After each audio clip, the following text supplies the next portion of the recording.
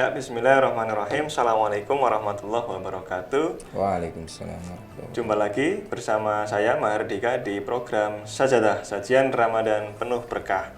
Menemani ibadah puasa Sobat Febi sekalian pada hari ini, kita akan mendengarkan, akan berdiskusi ya satu topik bersama narasumber yang saya kira sudah tidak asing bagi Sobat Febi sekalian. Beliau adalah Bapak Holilur Rahman ya. Nggih, Sehat Pak. Pak Holil. Alhamdulillah. Puasa gimana? Alhamdulillah lancar, alhamdulillah diberikan kekuatan untuk melanjutkan sampai buka puasa nanti insyaallah. Shalom, amin, amin ya. Jadi nanti kita akan berdiskusi bersama Pak Holil ini yang sudah tidak asing dengan keilmuan terkait dengan ekonomi Islam. Saya kira akan membahas terkait dengan kharaj ya. Tapi sebelum ke sana, saya ingatkan, saya ajak semua Sobat Febi untuk meramaikan channel YouTube kita, untuk subscribe, like, dan juga komen biar makin ramai channel kita bersama ini. Oke, Pak Holil ini. Nggih. Ini kita akan bahas satu topik yang kalau saya sendiri nih kan saya dari keilmuan umum ini ya Pak. Mau membahas terkait dengan kharaj ya. Sebenarnya kharaj itu apa Pak Holil? Bisa di opening dulu diceritakan sedikit kharaj itu apa, istilah kharaj. Oke. Baik, alhamdulillah. Wassalatu wassalamu ala asyrafil anbiya wal mursalin wa ala alihi wa sahbihi ajma'in, amma ba'd. Baik, al-kharaj itu secara etimologi atau secara harfiah itu artinya hasil. Jadi tanah yang menghasilkan sesuatu, maka di situ ada pungutannya gitu. Tapi ini juga terkait dengan kebijakan administrasi pemerintahan tertentu di masa lalu ini sebenarnya. Kalau kharaj ini kan kita berbicara tentang sejarah Islam. Jadi sebelum ke sana, kharaj itu bentuknya apa? Pungutan atas iya. hasil tanah. Iya. Berarti lebih kayak apa? Tidak hanya pertanian mungkin kalau dulu atau untuk saat itu sih saya ini aja ya, ceritakan aja bahwa ya, mungkin sejarahnya langsung iya, ya. Sejarahnya aja. Gimana dulu? Karena memang kharaj ini kan hasil bumi gitu, hasil bumi dan hasil tanah. Tapi ini kan ada sejarahnya begitu. Pada waktu itu kan sebenarnya sistem kharaj ini sudah diwariskan oleh peradaban sebelum Islam sebenarnya. Sebelum Islam malah. Sebelum Islam, ya. Dengan istilah yang sama. Dengan tentunya tidak, karena memang dari apa istilahnya itu dari negeri Persia dan Romawi. Ya, justru malah dari sana gitu. Kemudian sistem itu diadopsi pertama kalinya tentu referensinya itu ya kebijakan Rasulullah terhadap tanah Khaybar waktu Rasulullah SAW itu menguasai Madinah sebagai pemangku kebijakan, sebagai pemimpin di Madinah. Kemudian di sana ada etnis berupa orang-orang Yahudi yang memang sudah tinggal lama di Madinah, berupa Bani Nadir ya, mereka Bani Nadir, ada intinya orang Yahudi yang ada di tanah Khaybar itu dekat Madinah. Sebenarnya Madinah ke utara lagi itu ada Khaybar, dan sampai saat ini Khaybar itu juga namanya Khaybar. Di zaman Rasulullah namanya Khaybar, sampai saat ini juga Khaybar. Lah dari situ Rasulullah itu punya kebijakan berdamai dengan orang Yahudi, kemudian tapi ada konsekuensi berupa pembayaran hasil tanah itu untuk Baitul Mal, seperti untuk kepentingan kesejahteraan negara waktu itu gitu. Lah kemudian kemudian diteruskan oleh ketika Rasulullah sudah meninggal, kemudian kebijakan itu diteruskan oleh Abu Bakar radhiyallahu anhu.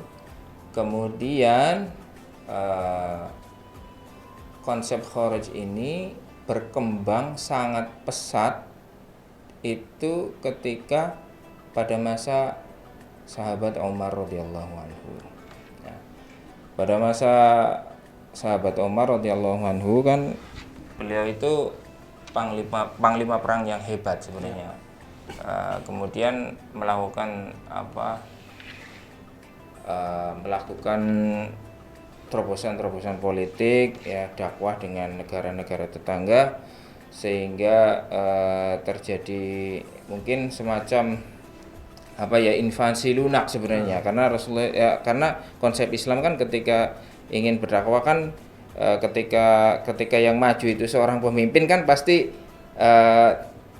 muncul ketegasan gitu, berbeda dengan diplomatik lunak gitu kan, karena memang ditawari nggak mau gitu, kemudian kan Umar radhiyallahu anhu itu awalnya menginvasi Irak. Ya, karena waktu itu Irak itu belum masuk ke dalam kedaulatan kekhilafahan Umar radhiyallahu anhu waktu itu.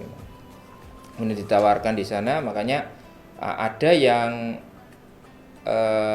melakukan perlawanan, tapi ada juga yang memang ingin berdamai, karena memang sahabat Umar itu orangnya sangat sederhana dan sangat ada sisi lunaknya juga, karena sisi lunaknya itu ada, tentunya ada sisi ketegasan. Umar radhiyallahu anhu kita tahu beliau sangat tegas ketika Rasulullah meninggal aja, dia sampai marah kepada sahabat yang lain, siapa yang mengatakan Nabiullah Muhammad itu meninggal di sini saya penggal kepalanya, kan keras.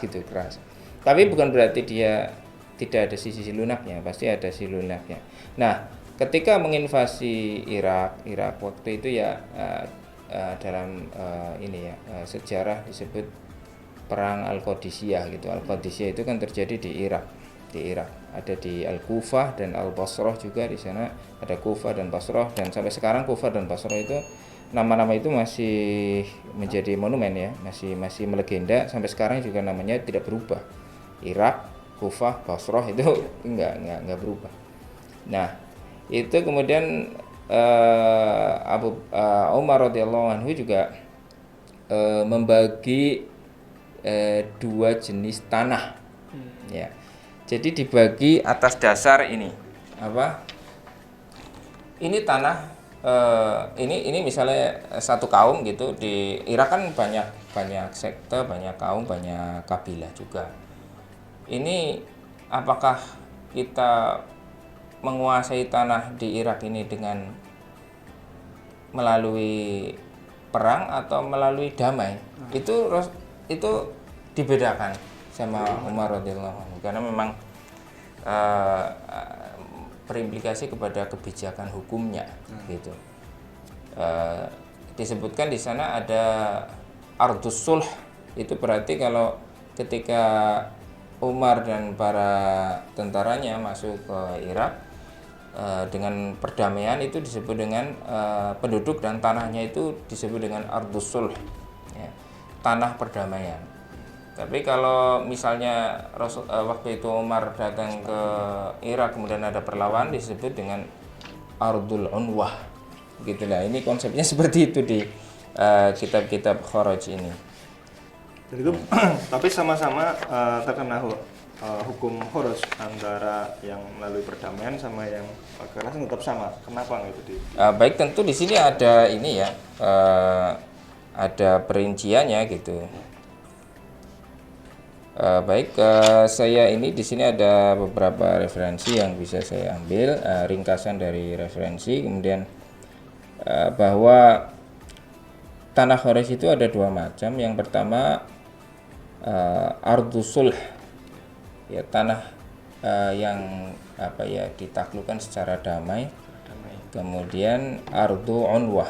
Ada yang mengatakan ardus sulh itu kalau seandainya penduduknya masuk Islam, biasanya kan kalau damai berarti kan ada niatan baik untuk masuk Islam. Itikat baik ya. Ada itikat baik untuk masuk Islam dan ada simpati empati di sana. Tapi kalau ada perlawanan berarti mungkin ada unsur ini antipati. Kan gitu ya kan. Ya makanya pemimpin itu kan harus bisa membedakan seperti itu. Lah itu kebijakan Umar waktu itu begitu. Jadi Umar radhiyallahu anhu memang bisa membedakan karakter manusia, Ya. masyarakatnya begitu, karakternya seperti apa gitu. Ya, Umar radhiyallahu anhu itu sangat paham dengan itu, makanya dibedakan di sini. Ini kalau ardu unwah itu waktu itu harusnya kan tanah penaklukan Umar itu kalau yang ada perlawanan itu kan harusnya dibagikan kepada tentara yang ikut serta dalam invasi itu kan.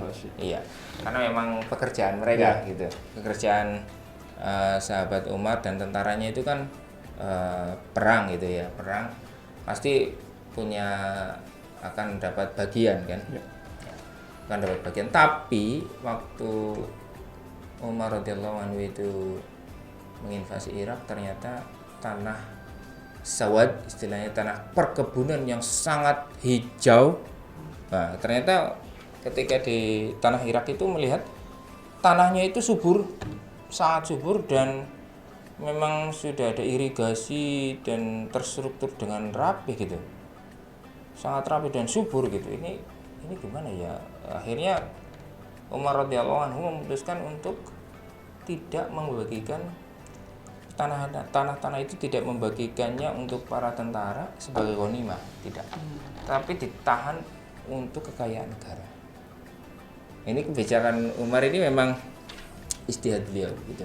Harusnya kan dari dulu ketika Rasulullah berperang itu pasti ada ghanimah.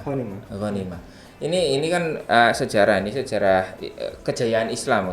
Kalau sekarang ya mungkin tidak seperti itu ya. Faktanya tidak seperti itu. Ini kan berbicara tentang kejayaan Islam. Kalau saat ini tentu sistemnya sudah berbeda. Gitu. Nah, waktu itu kemudian harusnya dibagi menjadi ghanimah, tapi Umar radhiyallahu anhu beristihad untuk tidak membagikannya, tapi dijadikan sebagai sumber pendapatan negara dan sebagai kekayaan negara, sehingga nanti kekayaan itu tidak terpusat pada tentara-tentara ini saja, tapi di sana ada anak kecil, ada generasi setelahnya gitu, ada Umar radhiyallahu anhu itu berpikir jangka panjang gitu. Jadi untuk kebaikan kemaslahatan masyarakat Islam waktu itu, Umar radhiyallahu anhu sangat berpikir untuk berpikir futuristik gitu ya. Bahkan dia mengadakan porsi pendapatan negara begitu yang sebelumnya mungkin belum ada gitu. Hanya instrumennya hanya sedikit. Nah, ini Umar radhiyallahu anhu menambahkan, dan dia berdalil dengan satu ayat di sana. Kemudian ini disetujui oleh para sahabatnya, tidak dibagikan, ardu unwah ini tidak dibagikan gitu. Kemudian tentu Umar juga punya kebijakan-kebijakan dalam mengambil pajak ya, kadar pajaknya itu juga Umar radhiyallahu anhu. Untuk ininya, kharajnya atau ada instrumen lain selain itu untuk pajak? Dulu banyak ya. Sebenarnya pendapatan negara ini saya sih ini ya belum berbicara tentang pajak, takutnya nanti konsepnya berbeda dengan pajak, karena ini konsepnya benar-benar datang dari kejayaan Islam gitu. Jadi istilah kharaj ini mungkin istilah kharaj ini yang pertama kali menulis itu referensinya berarti perlu ditelusuri ya. Itu juga perlu ditelusuri, karena kita mendapatkan informasi tentang kharaj ini pasti dari referensi utama toh. Nah, referensi utama yang sering muncul itu ada nama Abu Yusuf. Nah, Abu Yusuf itu adalah murid dari Imam Abu Hanifah. Nah, Abu Yusuf itu murid dari Imam Abu Hanifah. Beliau itu menulis kitab yang bernama Al-Kharaj gitu. Jadi tanah-tanah yang sangat banyak, tapi yang tadinya bukan milik umat Islam, kemudian ini mau dijadikan apa ini? Apa mau diserahkan mereka sepenuhnya, apa sebagiannya dijadikan pendapatan negara seperti itu. Nah, ini kebijakan semacam itu. Karena memang Islam ketika menaklukkan suatu negara itu tidak pernah memaksakan penduduknya untuk masuk Islam, nggak pernah. Itu. Jadi memang bahkan hak-hak apa ya, kadang hak-hak tanahnya tetap diberikan seperti Yahudi Khaybar itu kan sama Rasulullah diberikan gitu, enggak diakuisisi. Tapi karena ini ada perlawatan di masa Umar, makanya diakuisisi ke pemerintahan tanpa tanpa menghilangkan hak-hak kemanusiaan di sana, tidak. Gitu. Jadi memang Kharaj ini pertama kali ditulis oleh Abu Yusuf itu atas permintaan Harun ar-Rasyid pada khilafah Abbasiyah itu ya. Harun ar-Rasyid meminta kepada Abu Yusuf untuk menulis gimana sih administrasi pertanahan kita itu, tolong dibikinin yang rapi, yang lengkap ya. Kemudian Abu Yusuf ini murid Imam Abu Hanifah menulis karangan. Secara tekstual awal dari karya Abu Yusuf tersebut ya. Iya. Kalau sebelumnya hanya langsung kebijakan dari penguasa saat itu ya, baik itu ketika Rasul ataupun ketika. Iya. Nah itu teks-teks hadis yang tentang Khaybar ya, tentang kebijakan Umar, ini semuanya dikodifikasikan oleh Abu Yusuf. Kita itu sangat butuh dengan data yang ditulis oleh Abu Yusuf ini. Yang menarik ini Pak Khalil ya, terkait dengan konsep Kharaj dari masa Rasul kemudian sampai bagaimana Kharaj itu didokumentasikan ya dalam bentuk tekstual sehingga bisa mudah diakses, mudah dipelajari oleh generasi berikutnya.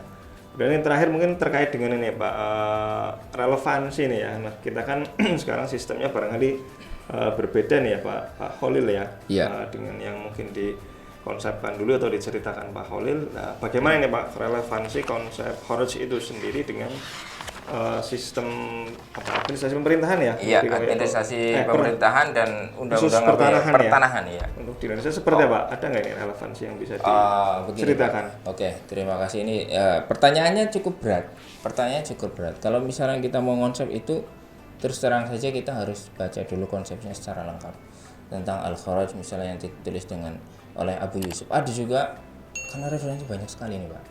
Misalnya Al-Istikhraj li Ahkamil Kharaj karya Al-Imam Ibn Rajab. Ini ada juga karyanya Abu Ubaid Al-Qasim Ibnu Salam. Ini relevansi ini dengan administrasi kita kan enggak. Jadi gini, kita kan negara Pancasila gitu Pak. Ya, betul. Gitu. Kita negara Pancasila.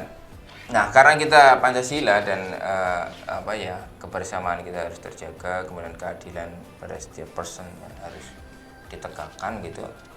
Paling relevansinya itu ada pada seperti kebijakan Umar radhiyallahu anhu. Ada beberapa poin penting bahwa Kharaj itu harus dibebaskan dari orang yang tidak mampu. Ini kebijakan itulah yang mungkin bisa relevan dengan pajak gitu. Kebijakan itu. Kalau jenis tanahnya kan enggak Pak. Tapi kebijakannya itu loh, kebijakan sahabat Umar itu yang sangat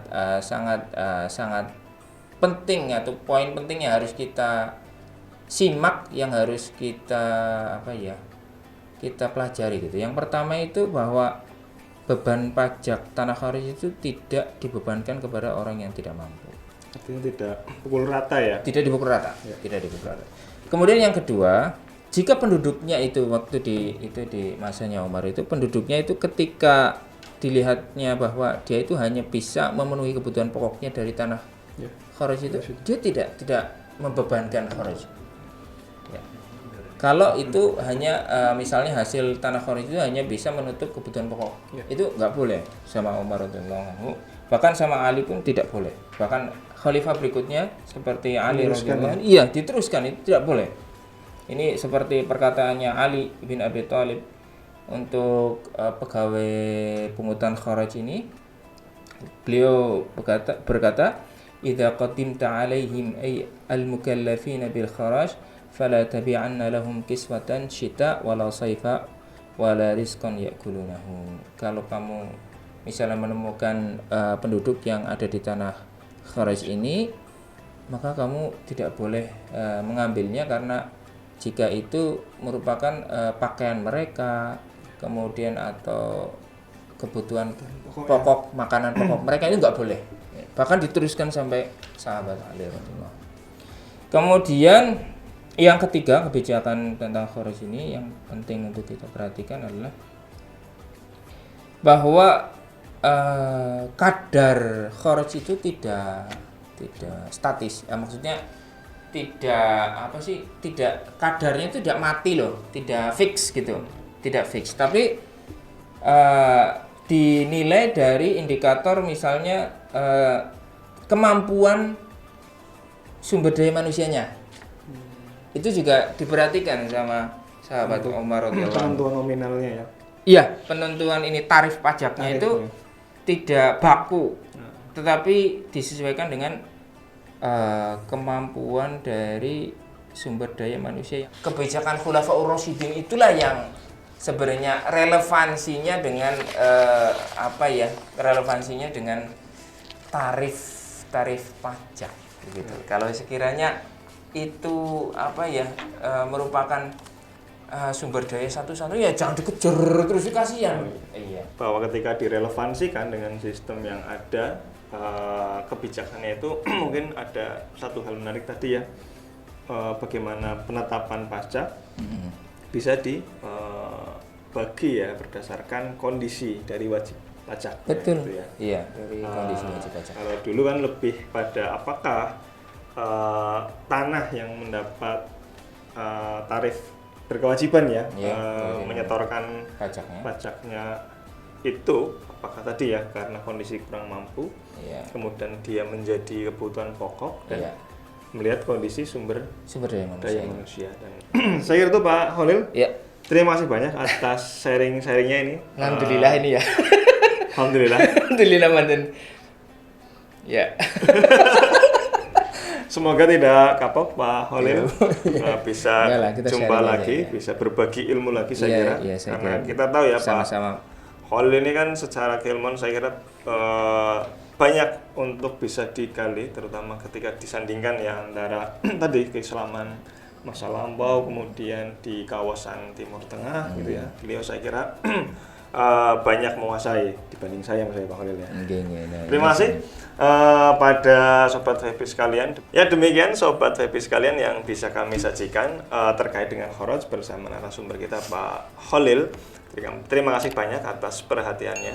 Mohon maaf atas kekurangan. Jumpa lagi pada sesi sajadah berikutnya. Saya Hri, wassalamualaikum warahmatullahi wabarakatuh. Waalaikumsalam warahmatullahi wabarakatuh.